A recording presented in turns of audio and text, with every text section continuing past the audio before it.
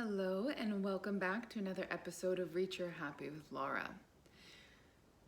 So, today I'm going to talk about the quickest way to heal, the fastest point from A to B in regards to healing. So, let's say you have an abandonment issue. You're afraid of maybe your parent passed when you were young, or your best friend left you when you have some trauma with someone you deeply care about having left you at some point in your life. Well, the quickest point from A to B, which is not healed, kind of backed up energetically, not feeling free and clear in this department of abandonment, is to face your fear.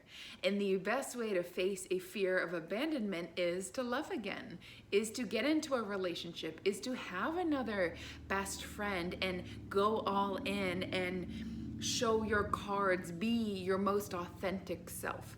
That is how you heal.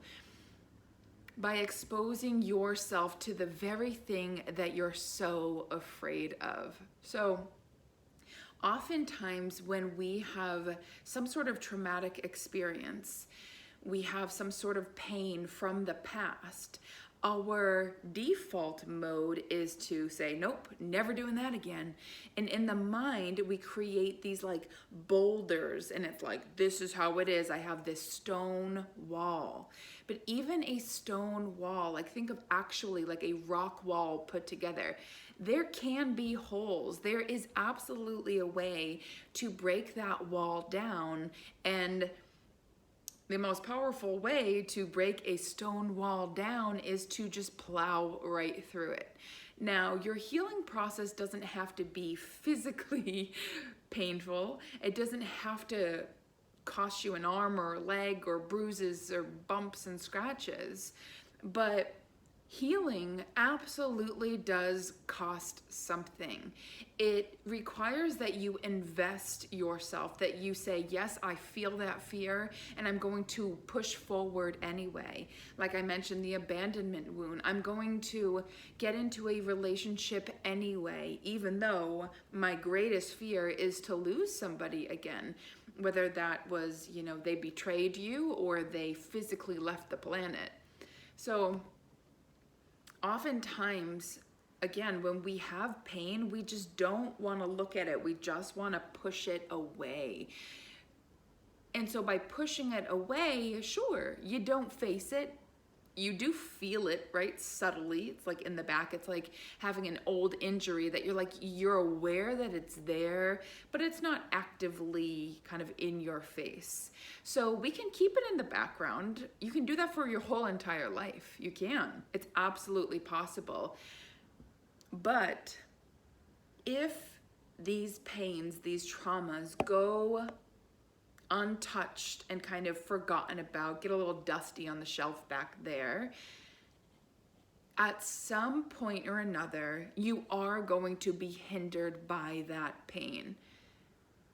And so it's like as if God, universe, source, the creator, the way the universe works, science, whatever you want to call it, makes it so when you have a pain, in order to clear it out of your mind, out of your body, out of your heart, you have to confront that pain. You have to work through it. You have to face it and stone by stone take apart that wall so that you can move clearly through your path, that you don't have these hurdles and you don't kind of dip and weave and really try to control your experience by making sure you don't get hurt again. And it's like, I find it so incredibly, almost extraordinary. It's extraordinary that in order for me, Laura Fleming, to heal my abandonment wound for my mom leaving so young when I was a child, leaving meaning dying, in order for me to fully heal that, I have to acknowledge the pain that was caused both during and the aftermath, right? That someone has described to me before, grief is like a shipwreck. there's just stuff everywhere, and sometimes it's kind of a clear path, and other times you just like can hardly swim because the grief is just everywhere you look. So in order to really heal that, I have to look at it. And so much of my life, I in my spiritual path, in terms of like doing the healing work and facing my fear and facing my pain and my trauma, I feel like I did a really good job with it. You know, I really am open. I'm happy to share with other healers, with my acupuncturist, with whoever, about my experience and the insecurities that I have, the fears that I have. And you can talk about it, but until you're actually about it, like be about it, it's just talk. So I have had this awareness that I have this abandonment issue, that I am so deeply afraid of losing someone that I love again, because it rocked my world. So in order to heal that, I have to face it completely. So when I got into a relationship with Brad, who I am engaged to, and we're going to get married, I felt like, oh, you know what? Look, I met him actually a year before my mom died. So I was 14, saw him for the first time and was like, love him. Don't know why, just like love him. And I figured, since I have this ability to love somebody, that I must have healed that abandonment wound, right? I mean, I let the love in, so isn't that possible that I am clear of that my mom issues of abandonment and being afraid of that has cleared, because look, I have love in my life. I've done it. I've deconstructed that rock wall. Not so fast, because my full commitment to Brad is really when we say I do, right? That officially makes us a family. And yes, we live together. We've blended our lives and our families and our friendships and our work even. But until I actually say I do, it's not really official. And also, thinking about a wedding, that brings up mom issues again, right? Mom should be here. I want her to help me find a dress. I want her present. I want her input. I want her strength. I want her, when I feel overwhelmed, to lean on her. So we've been engaged for 3 years, and the amount of people that have asked me, oh, what do you want? I don't know. We're just not there. I'm not sure. Because I was trying to just scoot around my abandonment issues. I was trying to just walk along this side of the fence, this stone wall, and I won't get hurt, right? Wrong. I just made a stone wall, like a cameo. It was like a pretend wall that I created, that I overcame because I let Brad in, when really the big deal for me is accepting him as my husband, saying I do, making it officially official. So with that in mind, thinking about saying I do and making him officially my family, my husband, some mom issues are coming up, and I'm like, wow, you know, just when you think you've healed something, there is always more. So warning, if you decide to go on this healing path, if you decide to start healing your trauma and your pain, there is not going to be an end date. You will always be moving through some layer. That said, sometimes the beginning can be really rough. I mean, it's spotty, okay? Let's be honest. It's spotty. Sometimes it's like, oh, I'm so glad I shifted through that. Ah, yeah. And then other times you're so high, you're feeling so good, and you're like, oh, so good with the abandonment stuff. I feel so confident. I'm so sure. I've got my back. I trust him, even if he did die on me, God forbid. I got me. I'm okay. I've survived this before. Well, guess what happens? Every time you reach a new level of, I feel relief, you also now have access to a deeper layer of pain that was inaccessible up until that point in time. So now Brad and I are seriously talking about getting married, like setting a date, and all the mom stuff has bubbled up. I have avoided actually putting myself in the date because that means I have to face the fact that she won't physically be there.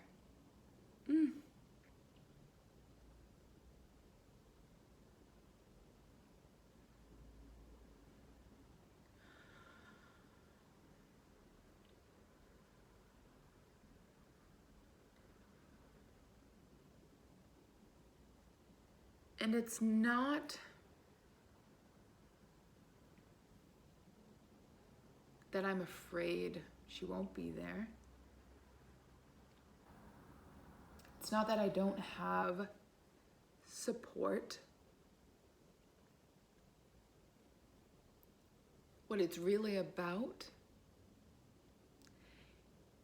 is knowing that by saying I do,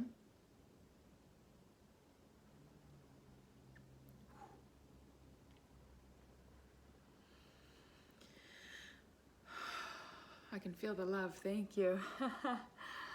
By saying I do, I am opening up myself to get hurt again, to feel abandoned again, my deepest fear. And so, this coming up, it's intense, and it's setting me free. By facing my biggest fear,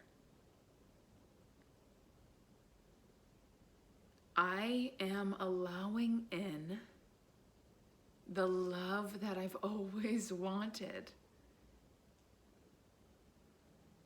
I am a really good, like Brad says, you just love love.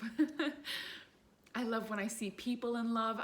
When I see a person in love with their animal. I love when I see someone loving a car or an outfit or themselves. I love love. It's my favorite thing. And so I can unconditionally love others, but my ability to receive that love back is a challenge for me. These feelings of unworthiness, well, my own mom left me, you probably will too. All of this stuff comes up for me. And in my conscious mind, I know I am lovable. I know my clients, like I love every single one of you. My family, Brad's family, my friends, my next door neighbors. There is so much love around me, but until I started to allow myself to go there, to daydream of that day of saying I do and making Brad my husband, I haven't been able to feel how I've been holding love at bay, that I haven't allowed the wave of love from others to really be received by me. Until now. Just Monday, I allowed myself to fully feel into the idea of my mom not being present, which also means me saying yes to Brad, which also means me ripping open that wound of abandonment and saying, I am going to face this. I am going to say I do. I am going to not let the fear of loss and that pain stop me from fully living and loving to the fullest extent and also receiving that love right back. I deserve that. We deserve that as humans, to heal that pain, that trauma, that rock wall, and maybe it's taking it down rock by rock. Maybe you just shove it on over. Maybe you do a running leap and you don't even need to deconstruct it. You just dive right over. Maybe you flop, maybe you belly flop, whatever route you take to overcoming your deepest pain. Doesn't matter how it comes about. It can come about if you're willing to face your fear. If you're willing to believe that I deserve to be free of this weight of responsibility of, I need to be careful because I don't want to let too much love in because God forbid my heart breaks again. I've been very busy keeping love at bay. Don't love me too much. Don't you do it. Because if I accept all of that and I have this bond with you, then I can lose you. Like I lost mom, and I don't want to do that. I don't want to go there. But I've decided to go there because life is short. I only get one experience in this physical body of a woman who lost her mother way too young and grew into what I am now, a healer, a friend, a coach, an uplifter, a love. I want to embody that fully. And so to do that, I mean, guys, when I tell you, so today is Thursday, I don't know when you're listening to this, but Monday to Thursday, the amount of crying that has happened, woof, the amount of releasing of pain that has happened, my physical body is shifting. The release of tension, of that holding, of that, like, I had a lot of like frustration and just tension, anxiety. And what it was me trying to keep that wall up when this love is just trying to knock it all down and just come my way and totally surround me. And I've been fending it off, and now I just can't. So in facing your fears, like to be honest, guys, I didn't even realize how afraid I was to face that fact. That losing my mom sucks so bad, especially for this day. So much so, it just has been, right? These words aren't even coming out. It's just been a blind spot. I have completely not even been aware that that was such a large chunk of why I fend off love, why I feel fear, why I feel insecurity. I don't want my heart to break like it did when I lost my mom. So here I am. I'm still living. I'm all right. I'm functioning. It's been a roller coaster Monday to Thursday, but here I am now able to communicate to you that yes, we can face our fears. Is this abandonment fear gone? No, ma'am, no sir. I had a dream last night that that Brad found another person and just the reasons why, it was hilarious. And I could feel the pain in my heart. I'm like, wake up. And I woke up and I was like, okay, that's just a dream. That's just my subconscious trying to process my fears. Thank you, subconscious. All right, I'm gonna go back to bed. Right back into the dream. Like the same thing. I was like, fuck. All right, guess we're processing this. So it's a beautiful thing that once you say, yes, I'm willing, how the universe conspires to give you every opportunity to keep flushing out that wound, to actually clear it. And that abandonment, again, I still, like I can't wait for Brad to come home tonight because I just want to hug him and just feel held. And that inner child in me that's feeling panicked. Fuck, I'm doing this again. I can't believe it. Why are we doing this again? Getting headaches like I did when I was a child, so afraid of losing my mom. I'm just realizing this right now. That's why I've had this headache. That I'm afraid of losing him too. But I'm facing it. I'm alive, functioning, showing up for this. So it is possible. But we can't ask or expect to have just this like rose petaled path of like ease when you're dealing with such intense pain and trauma. That abandonment wound runs deep. And I know this isn't the end of it, but boy, have we cleaned up a layer. And the relief I feel. I know every time I start to feel upset, when I woke up from that dream and I was crying this morning, like coming out of the dream, so upset. And I'm I'm like, oh, it's coming up and out. It's clearing. It's clearing. I now get excited when I'm crying, when I feel such strong emotion, because I know this is the path. The quickest way to heal is to face that fear, to look at that thing that you're so deathly afraid to look at. Whatever that is for you. For some people, it's public speaking. For some people, it's failing. For some people, it's losing everything you have, losing your child, whatever it is possible to relieve some of your suffering, but you have to be willing to face it on some level. And I'm realizing now that everything I go through, dealing with my mom with cancer, having that accident with the dog, going through this, dealing with my abandonment issues, all of it, yes, it helps me heal, and it then in turn allows me to be a guide for you to walk through the dark forest of your own fear, and for you to have a guide, someone to say, I see you completely. If you have gotten Reiki from me, you know I have this like ability to just see you for who you are, not what life has kind of put on you or who you think you are, but who you actually are.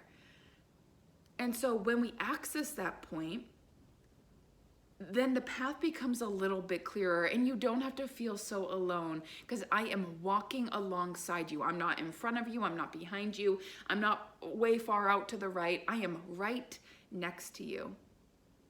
And if we started to open up more with each other, with our siblings, with maybe even our coworkers, people that we really feel called to open up to, you would start to see how aligned we all are. That each person in our life walking their own path, each individual has their own strip of land that we walk, but there are billions to your left, to your right, going through the same thing you are, but in their own way. So you don't have to suffer alone. You don't have to face this alone. You don't have to feel brave enough to do it. I do not do this alone. I do it with a huge support team. So that is all I have for you today. I'm going to spend some time going outside, grounding, allowing myself to deeply know that I've got my own back, that I will be there for me if, God forbid, I do get abandoned again. I will never abandon me, and that is the greatest gift that I have ever received. That I've got me. You've got you. Or do you got you? Do you have your own back? And if you feel like you don't, how can you start to become that person that your younger self needed? My younger self needed a strong woman that would say it like it is. Yes, mom is dying. And I know that's so hard, but I promise me, you're gonna be okay. You're going to be okay. It's going to suck, it's going to hurt, and it's supposed to hurt. So don't try to avoid the pain. Understand that is a very natural part of our life experience. It doesn't matter who you are, what you're born into, we all experience pain. But through that pain, we can grow and blossom into the person that we always needed for ourselves. And not that we don't need others, but you can be that person for you so you can live freely out in the world. You can go out and about and not feel that sense of insecurity. Is he sketchy? No, I got me. And if that person wants to step out, I have no fear of Brad stepping out on me. It's him dying, honestly. But some people do have that fear of their partner stepping out. If he or she, they step out, that's them, that's about them. And I've always deeply known that. But that doesn't mean my nervous system doesn't go like, oh shit, how am I gonna lose him? How is this gonna happen? But I will tell you the truth that I'm really feeling so deeply right now. It's gonna be good. The day I say I do, that commitment, my devotion to love, to letting the love in for myself and more freely loving him and everyone else. That's what I'm here for. Go team. Thank you for tuning in. What a healing moment. Thank you, thank you, thank you.